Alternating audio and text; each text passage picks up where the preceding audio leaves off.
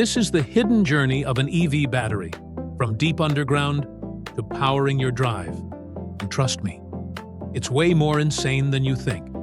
Everything begins with lithium, cobalt, and nickel, mined from deserts, mountains, and remote lands across the world. But here's the catch. What comes out of the ground is useless for a battery. So how does useless rock become pure energy? These materials go through intense refining, crushed, heated, purified, until they become battery-grade chemicals. Now comes the real magic. Inside ultra-clean, dust-free factories, cleaner than a hospital, scientists and machines work together at insane precision. First, a thin metal sheet, usually copper or aluminum, is coated with thin layers of materials, anode and cathodes. Then, these coated sheets are dried, pressed flat, and cut into perfect layers. Now, here's the cool part. These layers are stacked or rolled tightly, almost like a Swiss roll. Between them, a super thin separator, so thin you can barely see it. But it stops the battery from short-circuiting while still letting energy flow. Next, everything is sealed inside a metal case.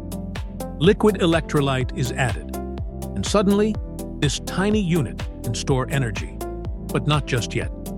Each cell is charged for the very first time in a process called formation. This step actually activates the battery chemistry, turning it from a simple structure into a living energy cell. And just like that, you've created the smallest building block of an EV battery. Here's where it gets powerful. Thousands of cells are packed together into modules, then into one giant battery pack. Add cooling systems, sensors, and smart software. And now you've got the brain and heart of an EV. Finally, giant battery pack is ready to install into electric vehicles. But can it survive real life? These batteries are tested in extreme heat, freezing cold, and brutal conditions. Because if it fails, the car fails. From raw earth to precision engineering, an EV battery is one of the most advanced things humans make. And now you know, your future car isn't just electric, it's a story of transformation.